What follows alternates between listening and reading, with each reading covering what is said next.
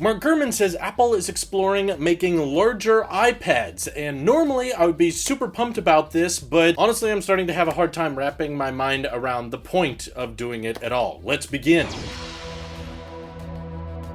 Like many people in the forums, I too am somewhat disappointed by iPadOS, particularly iPadOS 15, which I do not have on my primary iPad. I'm still rocking iPadOS 14 because I, like many, enjoy the Today View. And for the longest time, even when I was younger, and even just last year, I did a concept video called the iPad Pro Max, where I talked about all the great features of having a 16-inch iPad and what could be possible with Pro applications on the iPad and bringing more macOS features to the iPad to make it more capable and overall do more things and make it a better product. But then of course that didn't happen because Apple has their own idea of what an iPad and a tablet should be, which is ultimately worse, objectively worse, than what a Mac can be when it comes to productivity-based software. And now, after I've kind of admitted that, for the past couple weeks I have actually not used the Magic Keyboard case with my iPad Pro. I went back to good old-fashioned folio cover that I've had since 2018, and I'm just going back to using my iPad to the best of my ability as a regular iPad with the virtual keyboard, the typical display, and I'm kind of getting used to it again, as I'm now understanding that iPadOS is not really meant to be much more than the basics. And because of that, now I'm wondering, okay, a 16-inch iPad Pro, what really would this be helping? I mean, as is, this is already becoming pretty heavy, especially with the Magic Keyboard case, and if you were to start making 16-inch iPads with 16-inch Magic Keyboard cases, this sucker would be heavier than the 16-inch MacBook Pro, and it would probably be more expensive and likely not even capable of doing much more. In fact, it would be capable of doing significantly less. But to be fair, Gurman did say that this is more about deep future talk, so he's not saying in 2022. At the soonest, we would see bigger iPads in 2023, 2024. And hopefully by then, iPadOS actually is more capable and can do more things. But as of now, it feels like it would have been the perfect time to bring, allowing Mac apps to run on the iPad, or allowing it to have revamped external monitor support, and the endless list of features we want iPadOS to have, and yet it didn't get it at all. In fact, it was kind of a sleeper update for the iPad. It makes me wonder if we'll ever get that major update that makes it more of a laptop replacement, not just for the basics, but also good at replacing a laptop for professionals, which I do think matters when you start charging over $2,000 for a device. Why not bring it more into the enterprise market and allow it to work directly with super high-end hardware? I think it would be amazing. But simultaneously, as I'm wondering to myself, the iPad hardware is darn near perfect. It's got amazing biometrics, great dynamic range, great pixel density, great refresh rate, great cameras, and of course great performance with the M1 chip. I'm also thinking to myself, where else can the iPad go? If Apple is set in their ways and they're totally convinced that the iPad can never be more than just a tablet, which is good at the basic stuff, but they are ultimately and fundamentally always going to reserve the professional software for a Mac, then what do you do, right? Doesn't that mean iPadOS 16 and 17, all they can really do is kind of refine what's already been established, but when it comes to terminal commands, Mac applications, or Pro class software, all of that stuff they're not going to bring to the iPad, then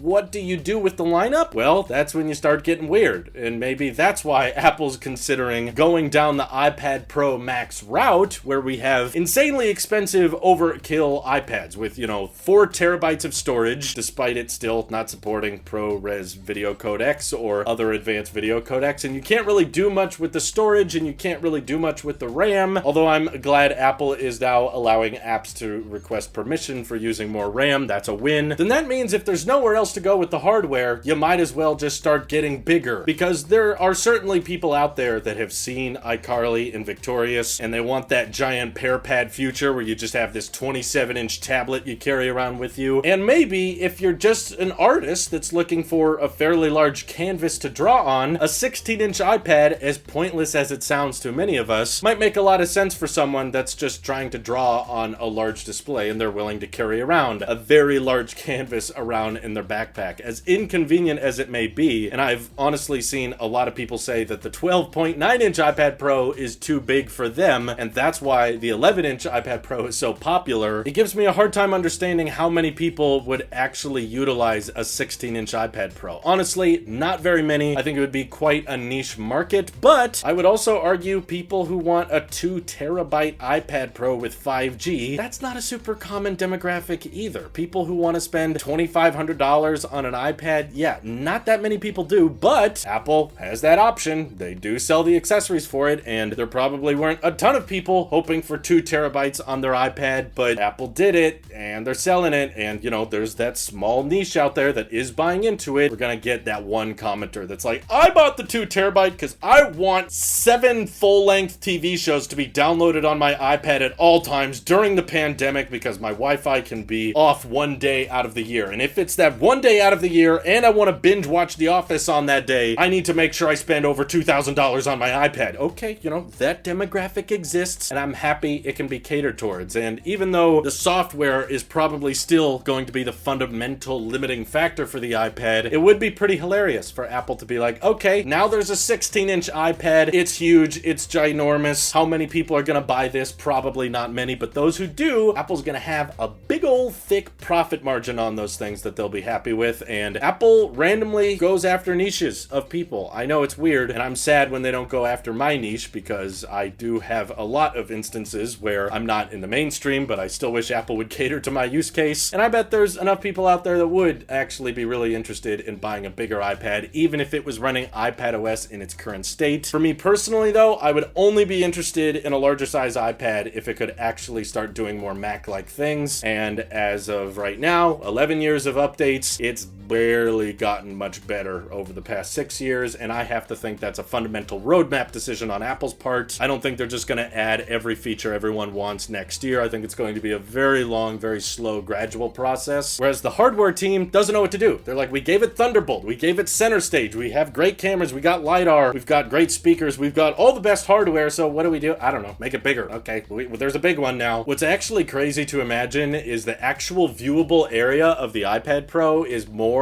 than the area of a MacBook Air or a MacBook Pro. So if they did a 16-inch iPad Pro that was also 4x3, that would actually be the largest mobile Apple display available. If you had 4x3 with 16 inches, that would technically be more area than the 16-inch MacBook Pro. That thing would be huge. But it would also be amazing if they made it, you know, like 30 inches and then put it on a stick and make it desktop and just give it Mac OS and call it an iMac. I would be down for that. What do you guys want with the future of iPad hardware? Do you think it's big enough already, or would you be interested in the iPads getting even bigger? This is your Apple Sheep here. I'll see you guys in the next one.